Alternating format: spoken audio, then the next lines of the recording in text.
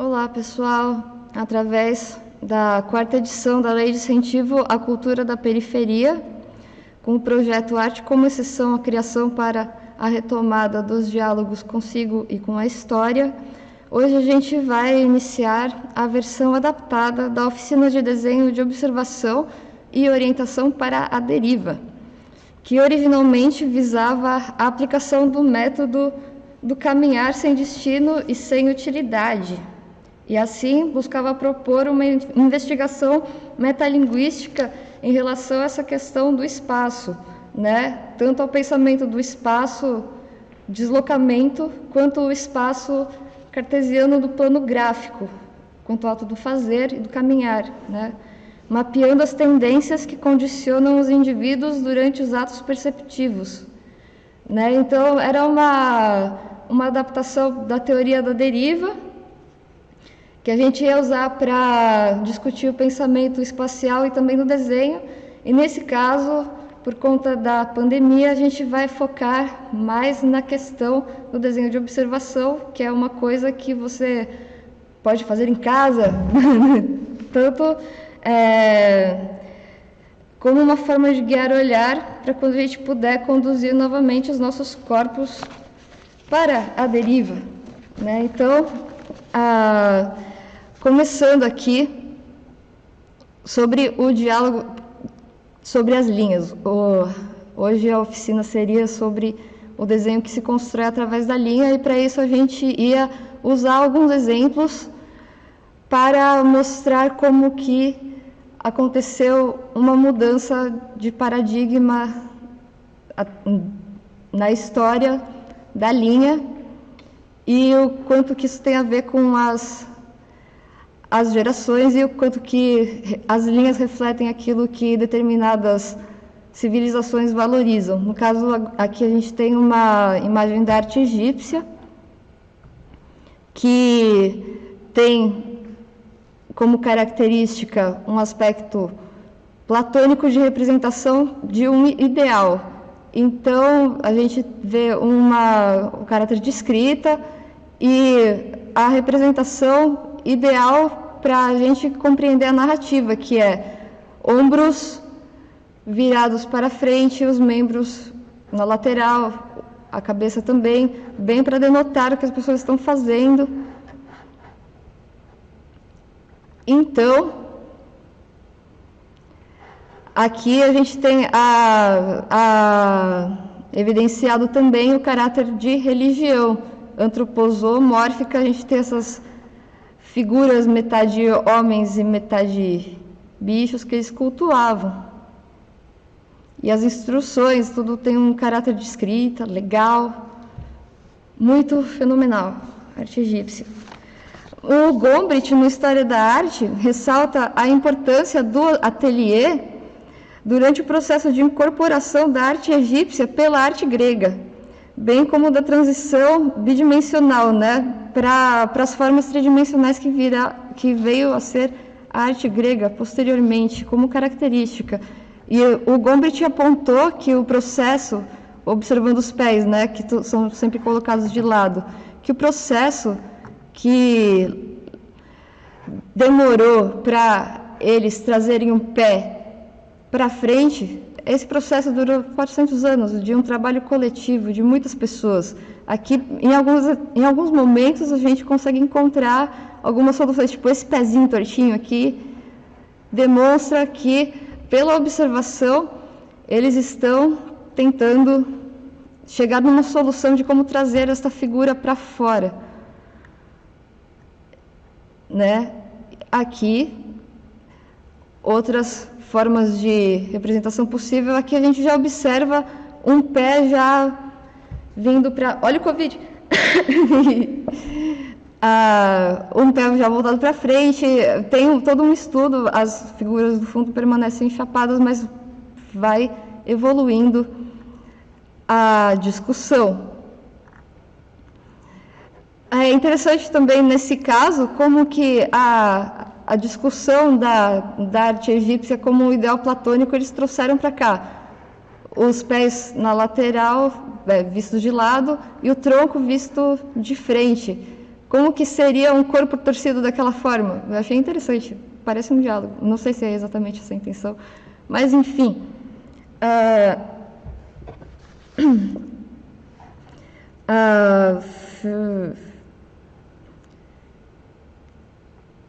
Sim. Ainda quanto à arte grega. Como que faz para passar para o lado?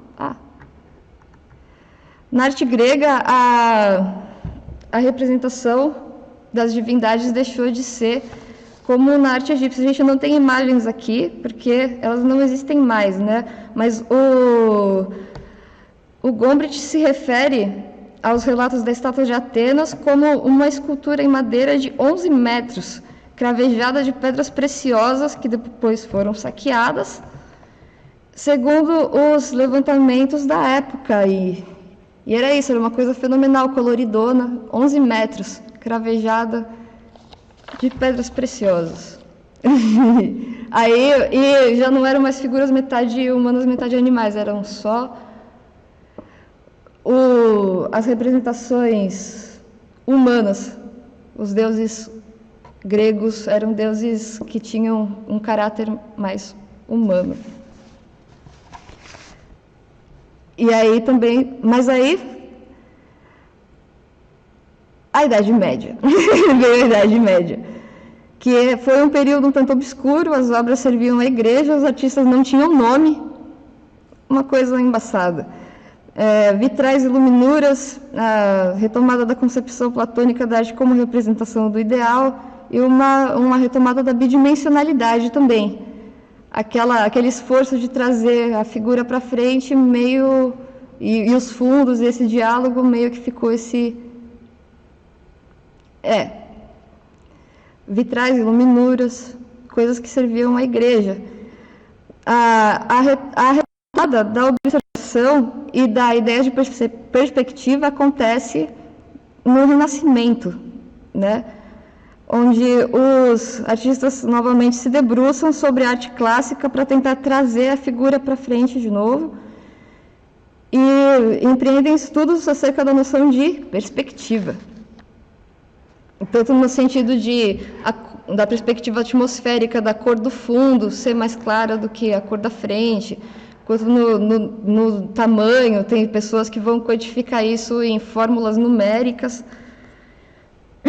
Mas aqui a gente não vai se deter às fórmulas numéricas da perspectiva, a gente vai pensar sobre o desenho da observação. Então, aqui, nessa fase foram investigadas várias formas de solucionar o volume através das linhas, que é a nossa discussão principal da oficina de hoje. Tendo como referência o curso de desenho de observação da ECA USP com a orientação da Márcia Cimbalista, ela apontou esse diálogo que aconteceu dentro do Renascimento sobre as formas de conferir o volume através da linha.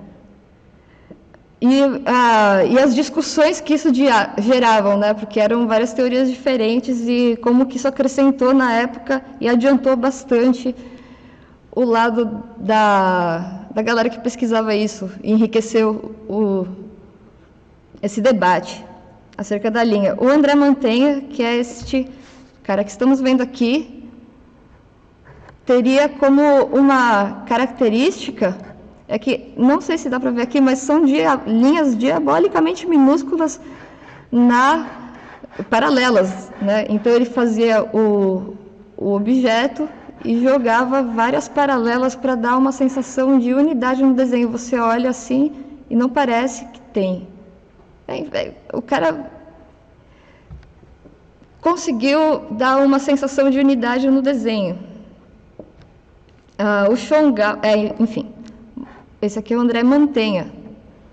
O Schongauer encontrou uma outra solução gráfica, uma outra solução de linha, que constituía em rendilhar tudo. Vou fazer linhas específicas para tudo. Em vez de chegar com as linhas paralelas que Schongauer chegava, ele vai e observa todas as coisas presentes na composição de acordo com o volume. Isso dá uma riqueza de detalhes muito grande, mas quando você observa o todo, talvez cause menos sensação de unidade do que essa composição do Schongauer, por exemplo. Então fica uma coisa mais diluída, você tem que olhar, prestar mais atenção para você entender do que se trata o objeto central. E, obtendo essa síntese, o Dürer juntou as linhas específicas dos objetos com as linhas paralelas que davam a sensação de unidade, só que ele usa essas paralelas no fundo. Então, isso causa uma sensação de que o objeto se sobressai realmente em relação ao plano do fundo, porque o volume da linha vem acompanhando, e o fundo dá uma sensação de unidade porque é composto por linhas paralelas. Então, ele juntou os dois mestres anteriores e conseguiu essa síntese. Não estou conseguindo. Um momento.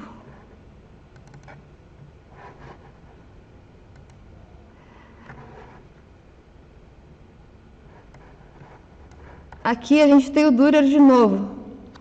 A gente pode perceber que aqui a linha acompanha em todo o tecido dessa realidade aqui, que é uma moça ali e o pessoal todo aqui, mas quando chega no fundo, para fazer toda essa baderna se ressaltar, ele usa de linhas paralelas. Isso dá uma sensação de unidade, faz a figura se sobressair, o objeto.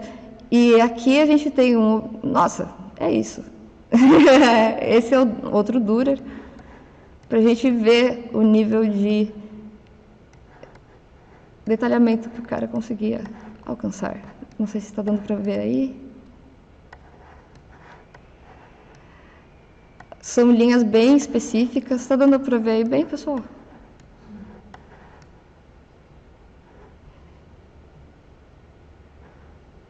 E é interessante como que ele registra bem a luz incidindo sobre os objetos. Muito interessante. Não está indo para o lado. A gente tem mais um Dürer aqui. Aqui é interessante como que é esse jogo do papel que não é branco e você construir uma mancha de branco para fazer a luz. Então, é um papel que não é branco. Vamos lá. Outro exemplo de criar o branco, desenhar o branco por cima. São coisas... e aqui um outro do Mantenha. As linhas paralelas elas podem dar uma sensação bastante de movimento, como boa parte de vocês já deve ter ouvido falar.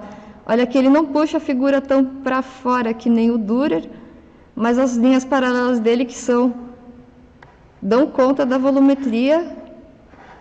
E você olhando assim não é tão detalhado, mas quando você observa de longe, a sensação de unidade que as linhas paralelas que esse cara descobriu dão uma ideia. Aqui a gente tem os sketches do Da Vinci. Mais um Dürer com umas ervas medicinais. A gente pode desenhar as ervas medicinais do nosso quintal na quarentena. E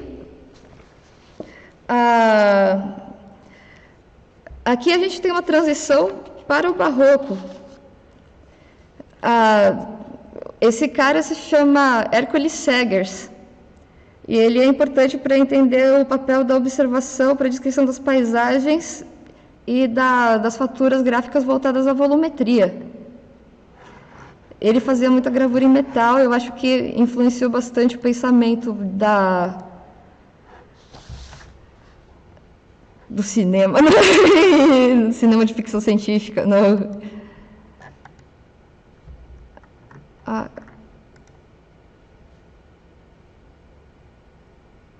Esse cara foi o mestre do Rembrandt. Então a gente observa que ele segue uma tradição do Schongauer de rendilhar as linhas e especificar bem os objetos. Aqui tem uma imagem em baixa resolução, não sei porque eu coloquei isso aqui. Mas aqui dá para ver bem que todos os objetos praticamente têm uma linha bem específica. Dá para ver a igrejinha aqui, mas todas as montanhas são bem detalhadas, são paisagens imaginárias, dizem. E essa daqui é uma imagem que faz um link com uma outra imagem do Rembrandt. E a gente pode observar a influência do Hercules Segers aqui, bem claro. Esse daqui com este. A solução praticamente dessa parte aqui é bem parecida. E o crânio, que é muito louco.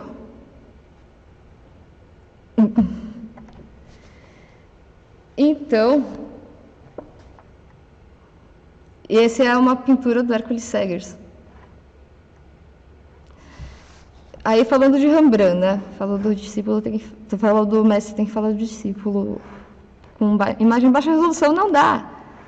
Aqui a gente tem uma menos épica, mas que dá para ver as soluções que ele usava.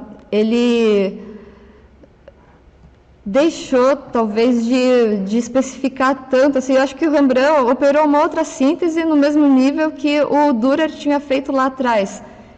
Ele usava algumas, enfim, paralelas no fundo, e não rendilhava tanto o objeto central, não especificava tantos volumes e conseguiu dar uma sensação de unidade. Porque quando você olhava os trampos do mestre dele, o Segers, era uma coisa mais bagunçada, mas o Rembrandt conseguiu dar uma sensação de unidade para as composições. E também simplificar o gesto da sombra, né? A questão do Renascimento em relação ao Barroco é que, tanto para representações humanas, na composição do Da Vinci, por exemplo, se você coloca numa perspectiva de uma natureza, alguma coisa na perspectiva atmosférica ali impedia o acabamento dos trabalhos. O que o pessoal fazia no Barroco? Já tacava uma luz no fundo ali, uma sombra.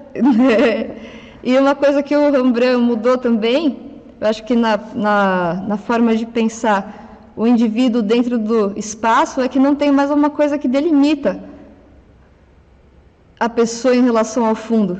Então, aqui nessa área que divide a pessoa da sombra, a sombra invade a pessoa. Então, de certa forma, o estudo deixou de ser a delimitação do objeto e passou a ser o registro acerca da percepção da luz em si. Aqui, de novo, mais um Rembrandt.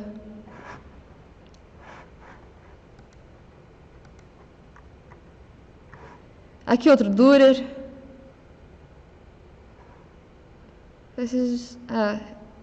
E é isso. É isso aí. O que temos para falar além disso? Aqui já começa outra coisa, já começa sintoma burguês.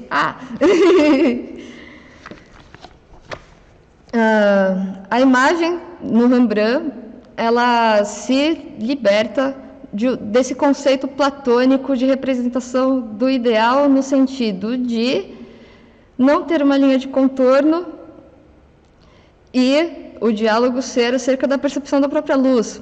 E essa luz, essa descrição da luz não encerra as formas em si mesmas, mas imiscuindo umas nas outras, parecem representar uma nova perspectiva acerca do homem com o entorno.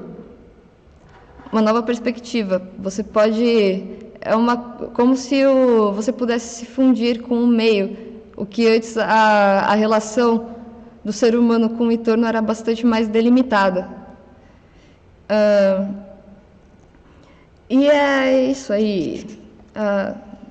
E quanto ao Hercules Segers, quanto ao desenho de observação, até aqui, né? Deu para perceber até agora como que as soluções gráficas refletem as coisas às quais as pessoas dão importância em determinado tempo, ou refletem isso de alguma forma, né? Então, a partir do Barroco, a descrição da luz se torna tão importante quanto a descrição do objeto. Uma coisa entra na outra. A descrição da luz é uma coisa que não é discutido em formas planas, né? Quando a imagem era tratada em formas planas. E é isso. E o Hercules Segers é importante para compreender o papel da observação, nesse sentido de intermediar o Renascimento e o Barroco, porque a gente sempre se pergunta, o que teve entre o Renascimento e o Barroco? Teve o Hercules Segers. Deixa eu ver.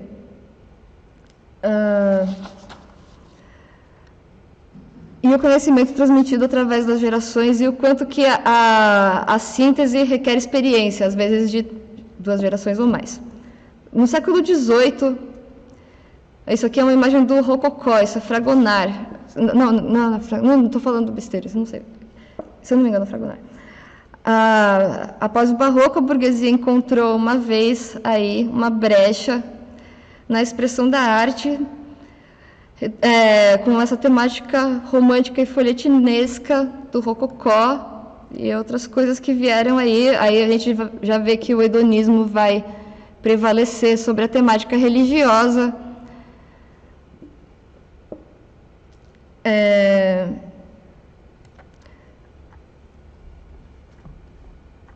isso, deixa eu ver. Eita. Aqui, simultaneamente, ou mais ou menos no mesmo tempo, a gente vai começar a falar agora sobre as correntes que começaram a brotar, né? E a influenciar o pensamento da linha e do espaço. Nesse caso, é o realismo do Géricault, retomando de novo essa ideia da luz que incidia nos objetos da realidade. Esse é um trabalho do Géricault também. Ele trabalhava com a realidade tanto no sentido social quanto do sentido da realidade que ele via. Então, ele se colocava diante dessas situações para registrar a luz. Então, ele desenhava umas velhas bem legais também, desenhava o suquinho da luz ali, olha, bem interessante de pesquisar o trabalho do Theodore Géricault, que fez esse trabalho, A Jangada da Medusa.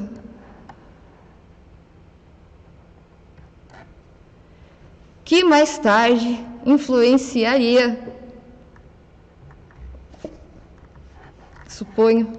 supomos. Cadê? Até bugou aqui, é muita informação. Mas, eita. Que influenciaria o romantismo. Aqui a liberdade guiando o povo, um clássico da Revolução Burguesa, francesa, que é do Delacroix, que é do romantismo que veio logo após. Aqui a gente viu mais umas manifestações.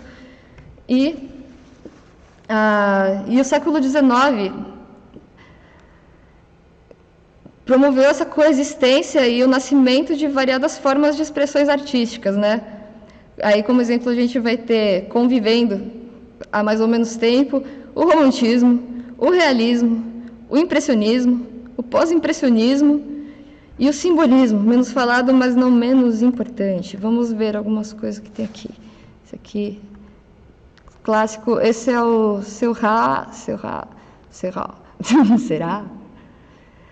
Que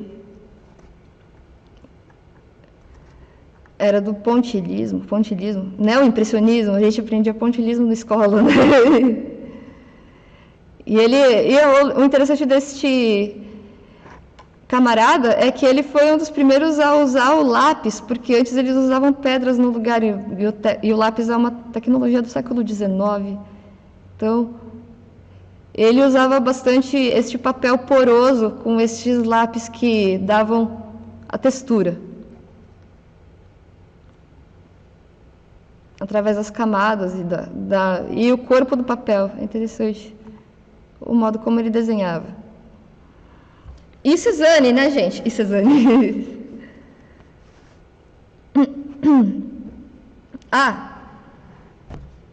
Então é isso. Da coexistência de todas essas correntes, o simbolismo foi tido como uma corrente maldita. E ele foi relegado da arte juntamente com as questões acerca da narrativa e do inconsciente, em prol da valorização modernista do discurso da forma. Não, pera. A valorização modernista do discurso da forma e do método. Então é isso, a narrativa e o inconsciente vão ser retomados posteriormente, mas por algum tempo eles vão ficar um pouco de fora da discussão. A narrativa e o estudo da conferência de sentidos são estudados na fenomenologia apontada por Antônio Roberto de Moraes como uma das raízes fundantes da geografia no século XIX, pensando nas correntes que influenciam o pensamento espacial, né? A geografia como uma disciplina que ajuda a pensar sobre o pensamento espacial, e a fenomenologia, juntamente com o positivismo e a teoria social de Marx, são apontados por Antônio Carlos Roberto de Moraes como raízes fundantes da geografia no século XIX, no meio dessa salada que a gente está falando. Embaçado, né? Muita ideia acontecendo ao mesmo tempo. Juntamente com o positivismo e a teoria do valor. Meu Deus, como que eles juntaram tudo? A teoria do valor do valor do Marx nem pretendia ter uma teoria de estética, porque almejava uma universalidade. E o autor aponta a fenomenologia e o positivismo enquanto diretrizes para o estudo e interpretação do espaço na pós-modernidade, mesmo sendo contrastantes em alguns princípios. Então, é contraditório. O positivismo teria as origens em Descartes, como o meu amigo Marcel Cabral e a Fernandinha também falaram, Fernanda Ágata, e talvez também descenda de correntes anglo-saxões de pensamento pragmáticos e acabou descambando em ideias como meritocracia, esforço, numerificação das pessoas, um aspecto meio pragmático da relação com o espaço.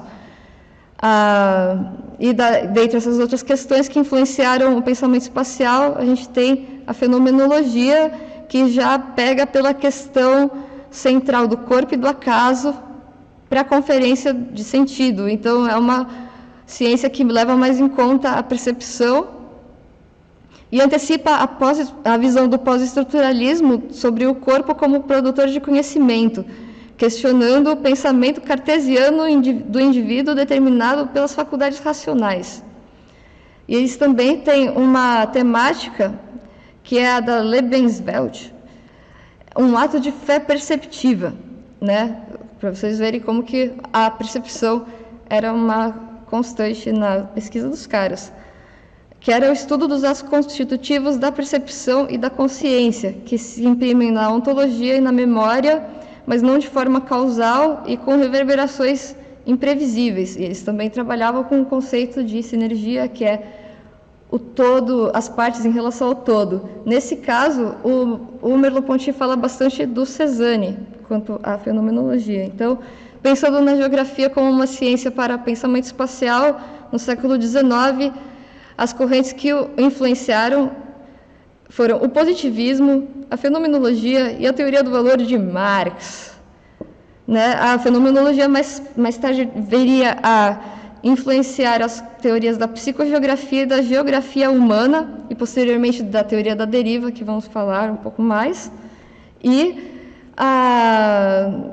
as correntes influenciadas pelo positivismo, não raro acabam na especialização financeira nesses discursos pragmáticos e utilitários, né? O Cezanne,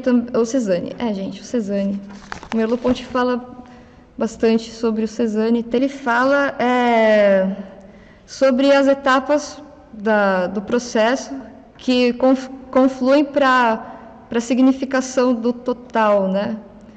Então, você observa vários planos. Cezanne trabalha muito com planos, mas a sensação de unidade que ele passa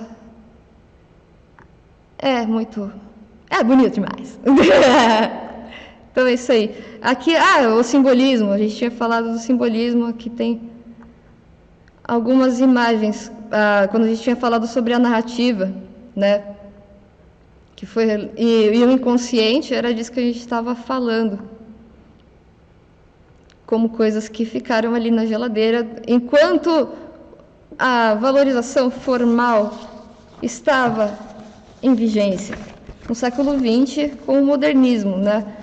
Com a anteriormente mencionada valorização do método e da forma, associando a ideia de método científico e progresso. Aí a gente vai ver uma valorização do método de um jeito... aí teve os driftings do polo, que o cara... Qual é o processo dele? Aí o cara pega a tinta e joga a tinta. Ou até as spot paintings do Damien Hirst, que depois é uma herança disso. Aí ele coloca a parada ali e joga a tinta. Aí, enfim, não sei se... Aqui temos uns exemplos de construtivismo, né? Não sei, nem mais Cezanne, porque aí a gente vê a coisa como... com Cezanne começou o diálogo com as formas geométricas, né? As simplificações vão chegando. Como exemplo de valorização da forma, a gente tem o construtivismo, né? Que pretendia uma quebra de hierarquia, porque acreditava na crença, nessa coisa da construção geométrica como uma linguagem universal. Aí aqui, no minimalismo, a gente tem esse trabalho do Solevich, variações de luz projetadas num cubo, né, que os minimalistas trabalhavam ordenando os materiais da indústria, que tem a discussão da incidência da luz, mas a narrativa a narrativa... Não, mas é isso aí. A narrativa é o processo da percepção. São outras questões que se misturam com as primeiras. É isso? É isso, Ju? Aí... Opa, diminuir.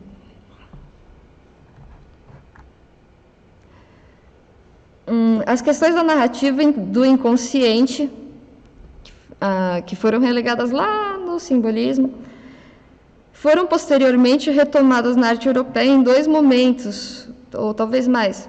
Mas, enfim, dois que a gente vai levantar aqui. O surrealismo,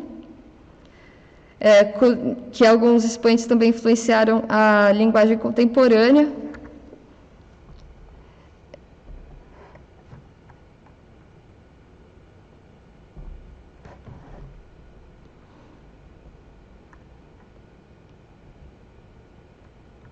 O surrealismo e o situacionismo, que trazia o inconsciente de um ponto de vista mais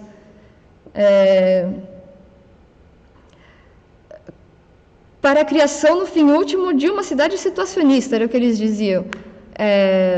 O inconsciente para propor situações. Isso envolve aquela questão de sinergia de várias pessoas e do processo perceptivo de várias pessoas, e também por isso tinha a ver com a proposta do deslocamento, né? Mas vamos nos preparar para este momento, vamos desenhar antes de sair.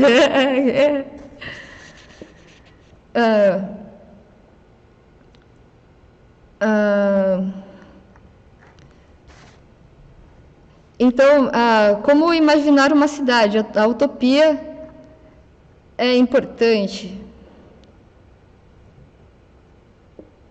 E aqui, gente, eu esqueci o nome desse artista. Como pude? Perdi todos os todas as referências dos nomes, mas aqui a gente começa a pensar, a perceber a pessoa pensando num viés de espaço e de ocupação e de estrutura. É como que você pode imaginar uma cidade. A utopia, né? O inconsciente voltado para o espaço de um jeito coletivo, também imaginado por várias pessoas. Dentro desse movimento da internacional situacionista, o Guy Debord lançou a teoria da deriva, né, que falava sobre o andar pela cidade sem um viés utilitário, e com um olhar crítico para as modalidades constitutivas da percepção acerca do próprio corpo, dentro do corpo urbano, a fim de se reconhecer no entorno e propor mudanças no entorno, a partir das observações. É bastante utópico.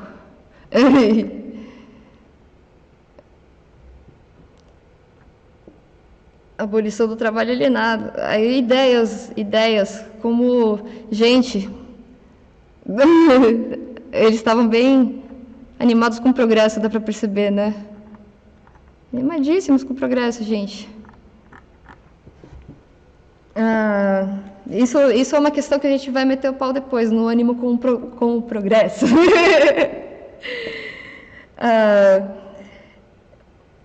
E essas questões de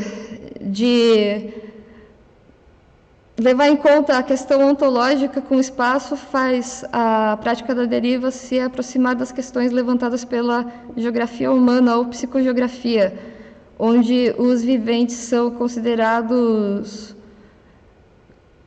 pela imanência da relação com o entorno e também como pertencentes a um corpo social e não somente como se fosse um dado, um número objetivo e positivadamente.